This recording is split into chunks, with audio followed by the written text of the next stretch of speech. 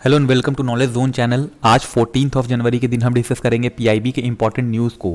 अगर आपको मेरा लेक्चर पसंद आता है तो प्लीज़ चैनल को लाइक करें, सब्सक्राइब करें, शेयर करें। अगर आपको लेक्चर की पीडीएफ चाहिए तो मैंने इसका लिंक डिस्क्रिप्शन में डाल दिया, आप वहाँ से पीडीएफ डाउनलोड कर सकते हैं। चलिए डिस्कशन स्टार्ट करते हैं। पहली न्यूज़ है MOU between India and UAE for scientific and technical cooperation. तो यहाँ पर यूनियन कैबिनेट, जिसको कि चेयर किया जाता है प्रधानमंत्री जी के द्वारा, तो उन्होंने अपनी अप्रूवल दे दी है इंडिया और UAE के बीच में जो MOU साइन होना है उसके लिए।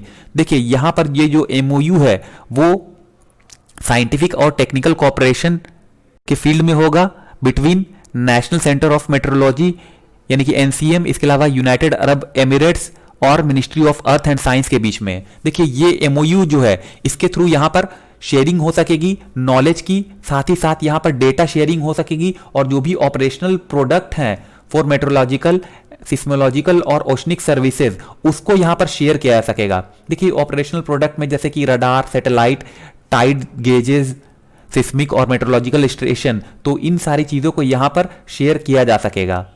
फर्दर यहाँ पर जो भी एक्सपीरियंस है उसका भी शेयरिंग भी होगी, क्योंकि ये जो विजिट है इसमें डिफरेंट जो कंट्रीज हैं, दोनों कंट्रीज के जो भी साइंटिस्ट या रिसर्चर्स हैं, स्कॉलर्स हैं और जो भी स्पेशलिस्ट हैं वो यहाँ पर उनकी विजिट होगी। तो इससे दोनों कंट्री को काफ़ी ज़्यादा फायदा होगा, क्योंकि देखिए अगर दो कंट्री से डिफरेंट माइंड्स अगर आएंगे तो इन सारी चीज़ों को यहाँ पर सोल्व करना काफ़ी आसान होगा। साथ ही साथ जो यहाँ पर फोकस है वो है क्लाइमेटिक इंफॉर्मेशन सर्विसेज को लेकर के, और किस तरह से जो सैटेलाइट डेटा है उसका यूटिलाइजेशन किया जा सके ट्रॉपिकल साइक्लोन की फोरकास्टिंग के लिए।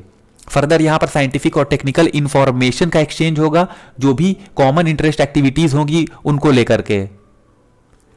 देखिए यहाँ पर बायलैटरल साइंटिफिक और टेक्निकल सेमिनार्स, कॉन्फ्रेंसेज या टेक्निकल कोर्सेज को भी यहाँ पर ऑर्गेनाइज करने की बात है, ताकि जो भी प्रॉब्लम है related to the field of cooperation जो कि MOU के अंदर मेंशन है उसको एक तरह से यहाँ पर सॉर्ट आउट किया जाए, जो कि काफ़ी इंपॉर्टेंट है। फर्दर यहाँ पर जो अदर फील्ड्स जो भी म्यूचुअली अग्रीड होंगे उन पे भी यहाँ पर कॉपरेशन किया जाएगा।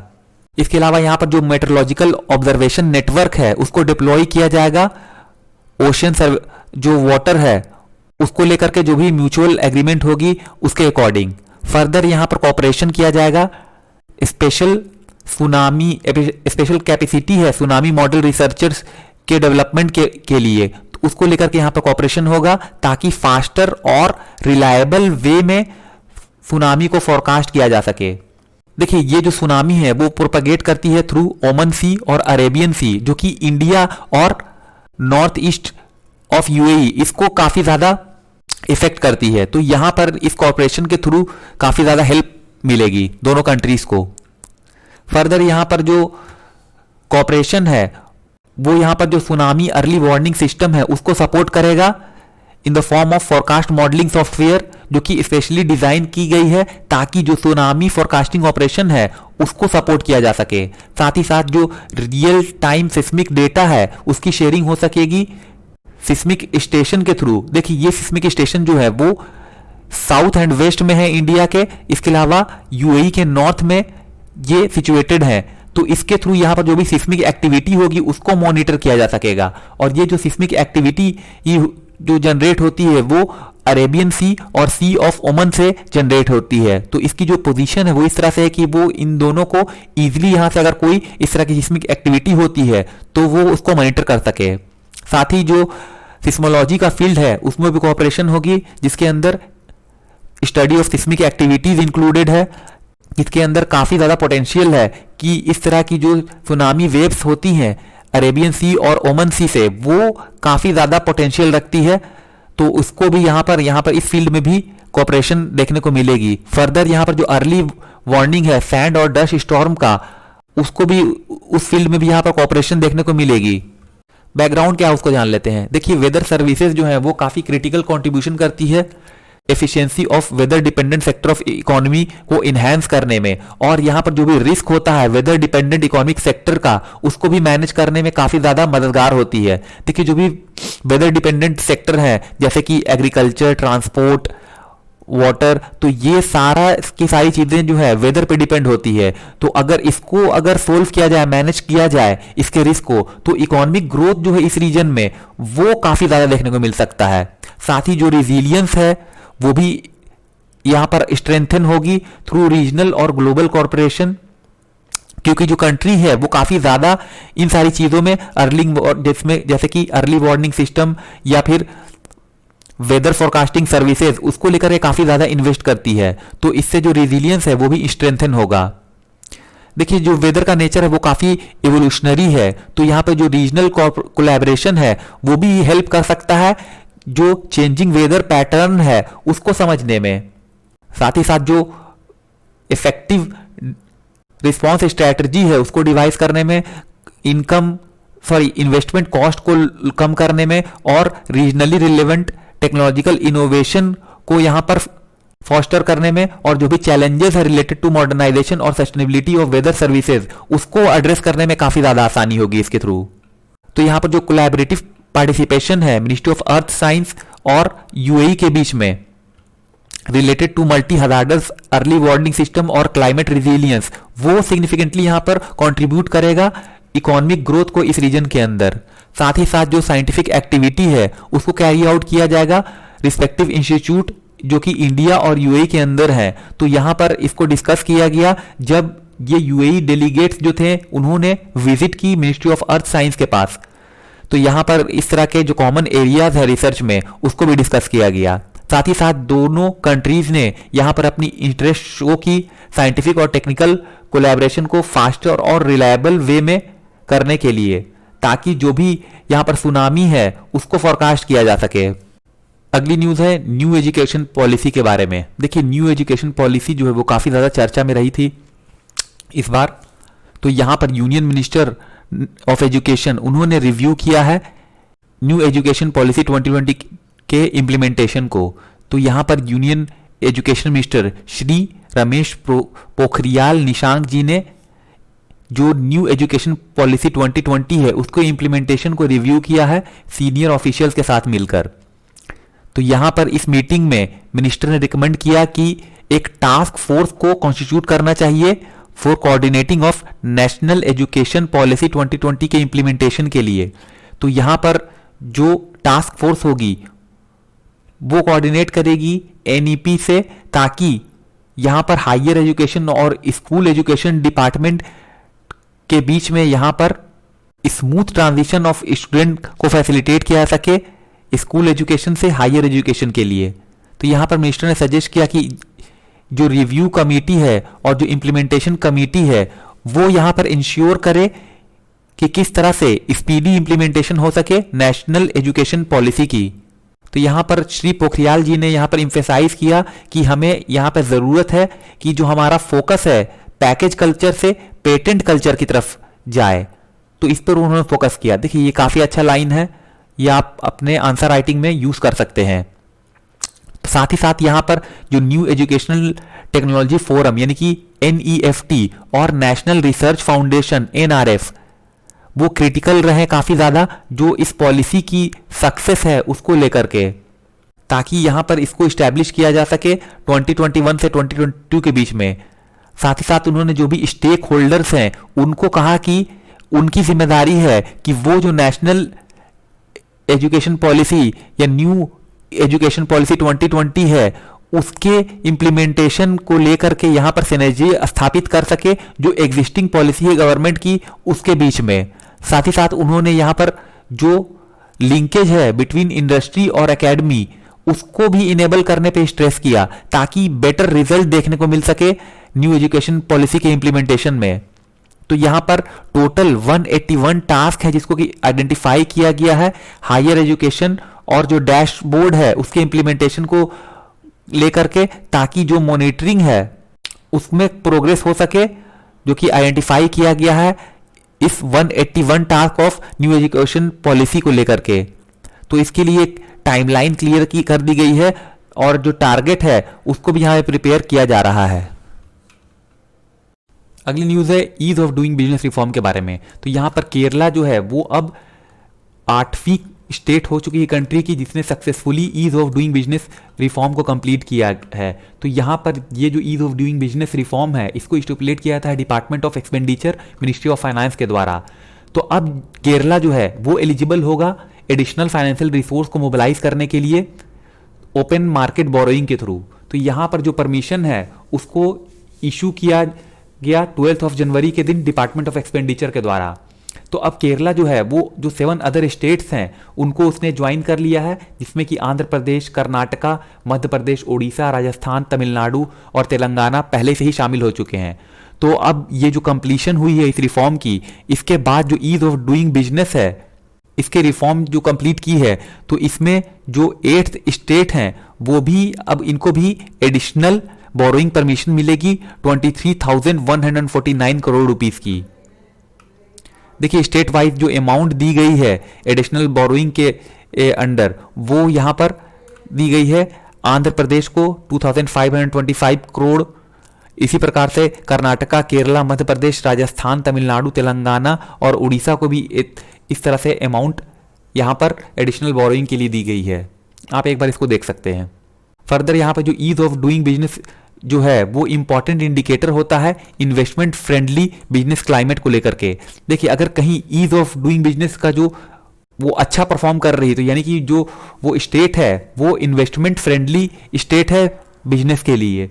तो यहां पर जो इंप्रूवमेंट है ईज ऑफ डूइंग बिजनेस की लेकर के तो वो फास्टर फ्यूचर ग्रोथ को इनेबल करती है स्टेट इकोनॉमी के लिए। तो यहां पर जो रिफॉर्म है उसको फॉलोइंग कैटेगरीज के अंदर स्टिपुलेट किया जाता है, जैसे कि यहाँ पर जो कंप्लीशन है फर्स्ट असेसमेंट की district level business reform action plan, तो यहाँ पर इसको स्टिपुलेट किया जाता है। फर्दर जो elimination of the requirement of renewal of registration certificate या लाइसेंस जो कि बिजनेस के द्वारा यहाँ पर ऑब्टेन किया जाता है वेरियस एक्ट के अंदर, उसको यहाँ पर रिफॉर्म किया गया है। फर्दर जो इम्प्लीमेंटेशन है computerise central random inspection system की अंडर दिस एक्ट, जहां पर एलोकेशन ऑफ इंस्पेक्टर है जिसको कि सेंट्रली डन किया जाता है। सिमिलरली जो सेम इंस्पेक्टर है वो असाइन नहीं होगा सेम यूनिट के लिए सब्सिक्वेंट ईयर में। फर्दर जो प्रायर इंस्पेक्शन नोटिस है जिसको प्रोवाइड किया जाता है बिजनेस ओनर के लिए, और जो इंस्पेक्शन रिपोर्ट है उसको भी यहाँ पर अपलोड करना होगा 48 आवर ऑफ जो इंस्पेक्शन है उसके अंदर। तो इस तरह से यहाँ पर ये सारे रिफॉर्म्स किए गए हैं। फर्दर जो यहाँ पर रिसोर्सेज रिक्वायरमेंट है to meet the challenges posed by कोविड-19, तो यहाँ पर गवर्नमेंट ऑफ इंडिया ने 17 मई 2020 को यहाँ पर जो बोरोइंग लिमिट है स्टेट की उसको 2% से इन्हेंस किया है, जो भी उनकी जीएसडीपी है उससे। साथ ही साथ जो स्पेशल डिस्पेंसेशन है उसको हाफ किया है, जिसको कि अंडरटेक किया था citizen centric reforms by the states के द्वारा। साथ ही साथ जो 4 citizen centric area of reform है उसको आइडेंटिफाई किया गया है, जिसमें कि 1 नेशन 1 राशन कार्ड के इम्प्लीमेंटेशन की बात है। साथ ही साथ ease of doing business reform, urban local body utility reforms और पावर सेक्टर रिफॉर्म्स भी शामिल हैं। अगली न्यूज़ है ऑल इंडिया रेडियो स्टेशन के बारे में। तो यहाँ पर सबसे पहले जान लेते हैं ऑल इंडिया रेडियो स्टेशन के बारे में। देखिए ऑल इंडिया रेडियो स्टेशन को ऑफिशियली 1957 से हम आकाशवाणी के नाम से जानते हैं, जिसको कहा जाता है कि वॉइस फ्रॉम द स्काई, जो कि एक नेशनल पब्लिक रेडियो ब्रॉडकास्टर है इंडिया का, और ये प्रसार भारती की एक डिवीजन है जिसको कि 1936 में इस्टेब्लिश किया गया था।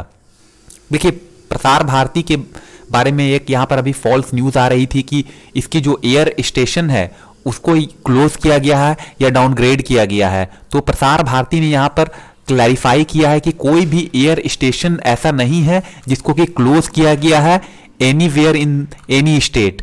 तो यहाँ पर उन्होंने इस फॉल्स रिपोर्टिंग और फेक न्यूज़ को क्लेम करते हुए कहा है कि जो वेरियस मीडिया आउटलेट्स है अक्रॉस इंडिया उसने यहाँ पर ये फेक न्यूज़ फैलाई है। तो उसने यहाँ पर क्लियर किया है कि ये रिपोर्ट जो है वो बेसलेस है और इनकरेक्ट है।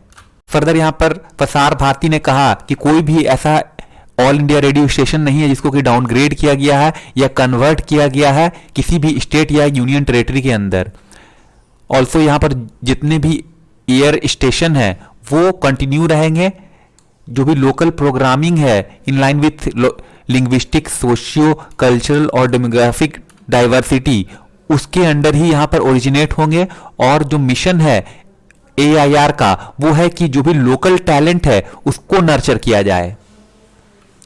फर्दर प्रसार भारती ने अनाउंस किया कि वो उनके प्लान जो है वो काफी ज्यादा है जो आकाशवाणी है उसको स्ट्रेंथन करने के लिए। तो यहाँ पर ऑल इंडिया रेडियो का जो एयर नेटवर्क है वो काफी ज्यादा की प्रोजेक्ट उसके पास है जो कि इंप्लीमेंटेशन की जाएगी, जिसको 2021 से 2022 के बीच में। और यहाँ पर ऑल इंडिया रेडियो जो है वो अपने नेटवर्क को और ज्यादा एक्सपैंड करेगा, जहां पर more than 100 new FM radio transmitter जो है वो यहां पर कंट्री के अंदर इसको डिस्पर्स करेगा। फर्दर जो AIR नेटवर्क है उसके अंदर हंड्रेड्स ऑफ स्टेशन है, इसके अलावा several hundreds of radio transmitter हैं, जो कि वर्ल्ड की largest public service broadcasting network है जो कि मल्टीपल मोड में ऑपरेट होती है। जैसे कि यहाँ पर टेरेस्ट्रियल एनालॉग रेडियो जिसमें कि FM, MW, SW, satellite DTH radio जिसमें कि DD फ्री डिश DTH शामिल है। इसके अलावा इंटरनेट रेडियो में news on air app on iOS और एंड्रॉयड शामिल है। तो यहाँ पर काफ़ी ज़्यादा इसका बेस है। इसके अलावा यहाँ पर 48 सैटेलाइट रेडियो चैनल अवेलेबल हैं DD फ्री डिश TV पर। साथ ही साथ लोकल और रीजनल वॉइसेस हैं रेडियो स्टेशन पे ऑल अक्रॉस इंडिया, और नेशन वाइड प्लेटफॉर्म भी है इसका जो कि हमें सुनने को मिलता है। फर्दर यहाँ पर 200 लाइव रेडियो स्ट्रीम होती है न्यूज़ ऑन एयर ऐप के ऊपर, तो काफ़ी बड़ा नेटवर्क है इसका। इसके अलावा प्रसार भारती जो है वो यहाँ पर आगे बढ़ रहा है कि वो यहाँ पर डिजिटल टेरेस्ट्रियल रेडियो को इंडिया के अंदर इंट्रोड्यूस करेगा। साथ ही साथ यहाँ पे जो सिलेक्ट AIR चैनल्स है वो ऑलरेडी अवेलेबल हैं डिजिटल DRM टेक्नोलॉजी। तो यहाँ पर लिसनर जो है कई सारे सिटीज और रीजन के अंदर उस पे यहाँ पर एक्सपेरिमेंटल बेसिस पे ये चैनल अवेलेबल हैं। साथ ही साथ यहाँ प्रसार भारती जो है वो एडवांस स्टेज में है, जो डिजिटल टेक्नोलॉजी ऑप्शन है उसकी टेस्टिंग को लेकर FM रेडियो के लिए, और जो स्टैंडर्ड है वो सेम होगा और इसको फाइनलाइज किया जाएगा बहुत जल्द, जो कि रोल आउट किया जाएगा डिजिटल FM रेडियो को इंडिया में। तो ये इसके बारे में कुछ न्यूज़ थी। अगली न्यूज़ है smart water supply measurement and monitoring system के बारे में। तो यहाँ पर नेशनल जल जीवन mission, department of drinking water and sanitation, ministry of जल शक्ति, इन्होंने यहाँ पर पार्टनरशिप की है मिनिस्ट्री ऑफ इलेक्ट्रॉनिक और इंफॉर्मेशन टेक्नोलॉजी के साथ। तो इन्होंने यहाँ पर मिल करके ICT ग्रैंड चैलेंज को लॉन्च किया ताकि जो स्मार्ट वाटर सप्लाई मेजरमेंट और मॉनिटरिंग सिस्टम है इसको डेवलप किया जा सके। तो यहाँ पर जल जीवन मिशन जो है वो यहाँ पर user agency of grand challenge और CDAC बैंगलोर के साथ मिल करके, जो कि एक इम्प्लीमेंटिंग एजेंसी है, वो यहाँ पर टेक्निकल सपोर्ट प्रोवाइड करेगा इस चैलेंज के लिए। और जो रिजल्ट है ICT ग्रैंड चैलेंज का उसको अनाउंस किया जाएगा 20 नवंबर 2020 को। देखिए ये जो रिजल्ट होगी वो जो जूरीज हैं उनके रिकमेंडेशन के अकॉर्डिंग की जाएगी। तो यहाँ पर 10 एप्लीकेंट्स को यहाँ पर सिलेक्ट किया जाएगा जो प्रोटोटाइप स्टेज का आइडिया है उसके लिए, और यहाँ पर जो भी विनर्स होंगे उनको सपोर्ट किया जाएगा 7.5 लाख रुपीस की प्राइस देकर के। देखिए करंटली जो भी प्रोटोटाइप्स है जिसको डेवलप किया गया है उनको इवैल्यूएट किया जाएगा during the last week of January 2021 by the jury, और यहाँ पर एक वाटर टेस्ट बेड को सेटअप किया जाएगा CDAC बैंगलोर जो कि इलेक्ट्रॉनिक सिटी है उनके द्वारा। तो यहाँ पर जो भी best 4 techno economically viable prototypes होंगे उसको सिलेक्ट किया जाएगा इस तरह के प्रोडक्ट के डेवलपमेंट के लिए, जहां पर ईच टीम जो होगी उनको यहां पर 25 लाख रुपीस दिए जाएंगे ताकि वो सॉल्यूशन को बिल्ड कर सके as per the need of user agency. देखिए इसके अंदर जो भी फील्ड ट्रायल किए जाएंगे, टेस्टिंग की जाएगी और जो डिप्लॉयमेंट और डेमोन्स्ट्रेशन है वो की जाएगी। तो इसके लिए यहाँ पर 25 लोकेशन को अक्रॉस द कंट्री आइडेंटिफाई किया है जल जीवन मिशन के द्वारा, जो कि बेस्ड होगी ऑन इवैल्यूएशन। तो यहाँ पर एक विनर और 2 रनरअप्स चुने जाएंगे जिनको कि यहाँ पर जूरीज के द्वारा सिलेक्ट किया जाएगा और इनको सपोर्ट किया जाएगा। 50 लाख रुपीस विनर्स को दिए जाएंगे, 20 लाख रुपीस जो दोनों रनरअप होंगे उनको दिए जाएंगे। देखिए ये जो ग्रैंड चैलेंज है उसको कैरी आउट किया गया है ताकि जो सपोर्ट है from ministry of information and technology और नेशनल जल जीवन मिशन, उसको यहाँ पर एक तरह से सपोर्ट किया जाएगा, फंडिंग की जाएगी उनके द्वारा। तो यहाँ पर जल जीवन मिशन के बारे में अगर बात की जाए तो ये एक फ्लैगशिप प्रोग्राम है यूनियन गवर्नमेंट की। देखिए फ्लैगशिप प्रोग्राम वैसी प्रोग्राम होती है जिस पे काफ़ी ज़्यादा जो गवर्नमेंट के लिए इंपॉर्टेंट होती है, लाइक जो भी नेशनल कंसर्न्स हैं like health, education, environment, irrigation, तो इस तरह की चीज़ों को कहते हैं फ्लैगशिप प्रोग्राम। तो यहाँ पर ये जो प्रोग्राम है जल जीवन मिशन, उसका एम है टैप वाटर कनेक्शन को प्रोवाइड करना जितने भी रूरल हाउस होल्ड हैं उनको 2024 तक। तो ये थी आज की सारी news. Thank you very much for discussion.